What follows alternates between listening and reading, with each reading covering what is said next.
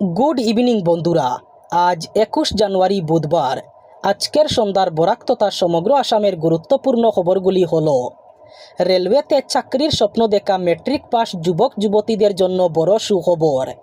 প্রায় 22,000 group D পদে নিয়োগের বিজ্ঞপ্তি প্রকাশ করেছে রেলওয়ে রিক্রুটমেন্ট বোর্ড। দশম শ্রেণী অথবা আইটিআই পাস প্রার্থীরা এই নিয়োগে আবেদন করতে পারবেন। অনলাইন আবেদন শুরু হয়েছে 21 জানুয়ারি থেকে, চলবে আগামী 20 ফেব্রুয়ারি পর্যন্ত। সূত্রে জানা গেছে, দেশ জুড়ে বিভিন্ন রেলওয়ে জোনে শূন্য থাকা গ্রুপ ডি পদে এই নিয়োগ করা হবে। বিশেষ করে গ্রামীণ এলাকার যুবক যুবতী এবং আর্থিক অথবা অন্যান্য কারণে দশমের পর পড়াশোনা চালিয়ে যেতে না পারা প্রার্থীদের কাছে এটি একটি বড় সুযোগ। বিস্তারিত তথ্য রেলওয়ে রিক্রুটমেন্ট বোর্ডের অফিসিয়াল ওয়েবসাইটে পাওয়া যাবে। অসম ত্রিপুরা সীমান্তে আবার এক মর্মান্তিক সড়ক দুর্ঘটনায় প্রাণ গেল এক যুবকের। ঘটনাটি ঘটেছে ত্রিপুরার উত্তর জেলার ত্রিপুরা অসম সীমান্তবর্তী বিকল্প জাতীয় সড়কের জেরজেরি এলাকায়। স্থানীয় ও দমকল সূত্রে জানা যায়, মঙ্গলবার সন্ধ্যায় জেরজেরি এলাকায় একটি গুরুতর বাইক দুর্ঘটনা ঘটে।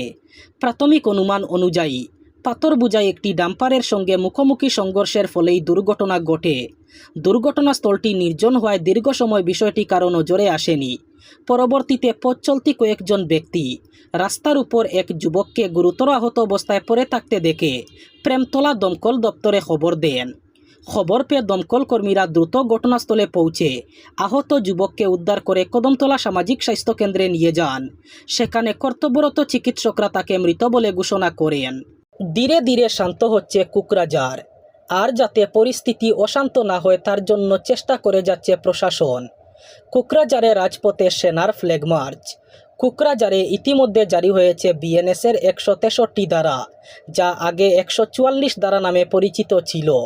2024-এর 5 আগস্ট থেকে দিল্লিতে রয়েছেন বাংলাদেশের সাবেক প্রধানমন্ত্রী তথা আওয়ামী লীগ নেত্রী শেখ হাসিনা। দেশ ছাড়ার কয়েক মাস পর থেকেই তিনি ভার্চুয়াল মাধ্যমে দেশবাসী এবং আওয়ামী লীগের নেতাকর্মীদের উদ্দেশ্যে ভাষণ দিচ্ছেন। হোয়াটসঅ্যাপ, টেলিগ্রাম এবং সিগন্যালের মতো একাধিক প্ল্যাটফর্মে তিনি নিয়মিত দলের তৃণমূল স্তরে নেতাকর্মীদের সঙ্গে কথা বলেন। এছাড়া আওয়ামী লীগের ফেসবুক পেজের নিয়মিত অনুষ্ঠান দায় মুক্তিতে অংশ নেন শেখ হাসিনা। তবে কোথাও তিনি ক্যামেরার মুখোমুখি হননি। এছাড়া দিল্লিতে থাকলেও গত 1.5 বছরে তিনি কখনো ভারতের কোনো অনুষ্ঠানে ভার্চুয়ালি হাজির হননি। আগামী শুক্রবার দিল্লিতে আয়োজিত একটি অনুষ্ঠানে এই প্রথমবার শেখ হাসিনা ভার্চুয়ালি যুক্ত হয়ে ভাষণ দেবেন।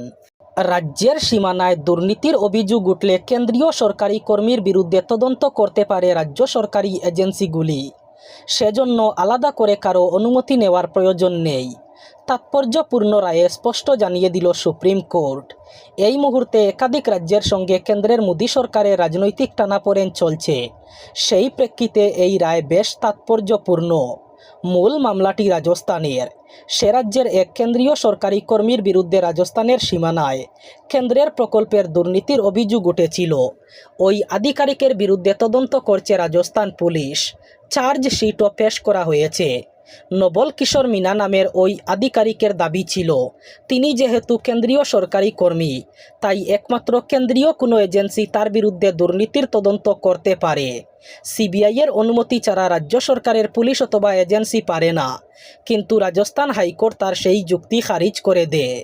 1 ফেব্রুয়ারি সংসদে বাজেট পেশ করতে চলেছেন কেন্দ্রীয় অর্থমন্ত্রী নির্মলা সীতারমণ।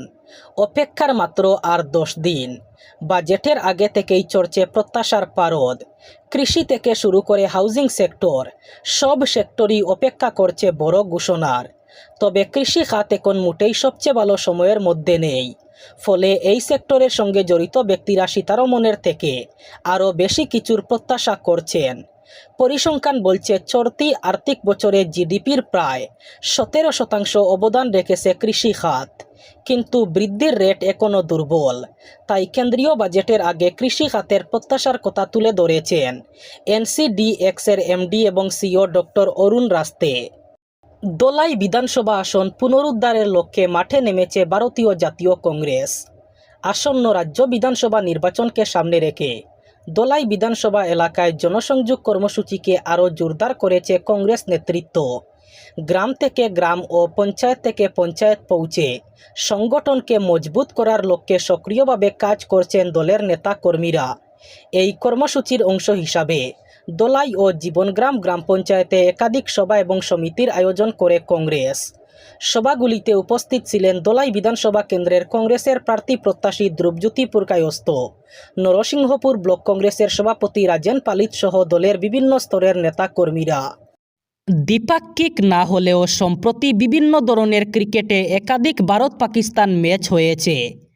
আগামী 15 ফেব্রুয়ারি একই দিনে দুটি ম্যাচ হতে চলেছে। ছেলেদের টি-20 বিশ্বকাপে ভারত পাকিস্তানের ম্যাচ যে ওই দিন হবে তা আগেই নির্ধারিত ছিল। এবার উঠতি মহিলাদের এশিয়া কাপেও ভারত পাকিস্তান ম্যাচ 15 ফেব্রুয়ারি রাখা হয়েছে। এশীয় ক্রিকেট সংস্থা ঘোষণা করেছে রাইজিং স্টার এশিয়া কাপের সূচি। ছেলেদের পর এবার মেয়েদেরও এই প্রতিযোগিতা হচ্ছে। ভারত এবং পাকিস্তান দুই দেশেরই এ অথবা দলীয় সারির দল প্রতিযোগিতায় খেলবে। প্রতিশ্রুতি দেশের গ্রামীণ এলাকায় টেলিকম পরিষেবার উন্নয়ন। সেই জন্য টেলিকম সংস্থাগুলির থেকে প্রতি বছর মোটা টাকা আদায় করে মোদি সরকার, সঙ্গে লাইসেন্স ফি। কিন্তু মোবাইল সংস্থাগুলির থেকে আদায় করা এই টাকা খরচ কত হয়? তথ্য বলছে শুধু ফেলে রাখা অর্থের অঙ্কটাই প্রায় 1 লক্ষ কোটি টাকা। অর্থাৎ গ্রামীণ এলাকায় মোবাইল নেটওয়ার্ক এবং ইন্টারনেট পরিষেবা উন্নয়ন খাতে যে টাকাটা সংস্থাগুলির থেকে আদায় করা হয় তা সেই অর্থে খরচই হয় না। কিন্তু মাসুল গুনতে হয় কাকে? কোটি কোটি সাধারণ গ্রাহককে। কারণ সংস্থাগুলি নিজের পকেট থেকে তো আর এই বিপুল অর্থ খয়রাতি করবে না। তাই এবার মোদি সরকারের কাছে তাদের আর্জি, যতক্ষণ না ওই ফেলে রাখা টাকা খরচ হচ্ছে অর্থ আদায় বন্ধ হোক। যদি সরকার তা না করে তাহলে নতুন করে ট্যারিফ বোঝা চাপবে আম জনতার উপর। ইতিমধ্যেই লাভের অঙ্ক বাড়াতে গ্রাহকদের উপর আর্থিক বোঝা চাপিয়েছে টেলিকম সংস্থাগুলি। শ্রীভূমি জেলায় মাদক বিরোধী অভিযানে ঐতিহাসিক সাফল্য অর্জন। মঙ্গলবার শ্রীভূমিতে ধ্বংস করা হয়েছে প্রায় 55,53,70,000 টাকা মূল্যের মাদক দ্রব্য। জেলার বিভিন্ন থানায় পৃথক পৃথক অভিযানে দীর্ঘদিন ধরে বাজেয়াপ্ত করা এই বিপুল পরিমাণ নেশাজাতীয় সামগ্রী আদালতের নির্দেশে মঙ্গলবার সম্পূর্ণ আইনানুগ প্রক্রিয়ায় ধ্বংস করা হয়। শ্রীভূমি জেলার শরীফনগর এলাকায় একটি ইটভাটায় কঠোর নিরাপত্তার মধ্য দিয়ে মাদকদ্রব্য ধ্বংস করা হয়। এই ধ্বংস কার্যক্রমে শ্রীভূমি জেলা প্রশাসন এবং পুলিশের ঊর্ধ্বতন আধিকারিকদের সক্রিয় উপস্থিতি লক্ষ্য করা যায়। পুরো প্রক্রিয়া জুড়ে রাখা হয় কড়া নজরদারি এবং নিরাপত্তা ব্যবস্থা। পুলিশ সূত্রে জানা গেছে, কয়েক মাস ধরে চালানো মোট 81টি পৃথক অভিযানে জেলার বিভিন্ন প্রান্ত থেকে 131 জন মাদক পাচারকারীকে গ্রেফতার করা হয়। তাদের কাছ থেকেই উদ্ধার হয় 55 কোটিরও বেশি টাকার নেশাজাতীয় সামগ্রী। এবার শেষ খবর। যৌতুকের দাবিতে স্ত্রী হত্যার মামলায় 34 বছর বয়সী এক ব্যক্তিকে 10 বছরের সশ্রম কারাদণ্ডের সাজা দিল কাছাড় জেলা ও দায়রা আদালত।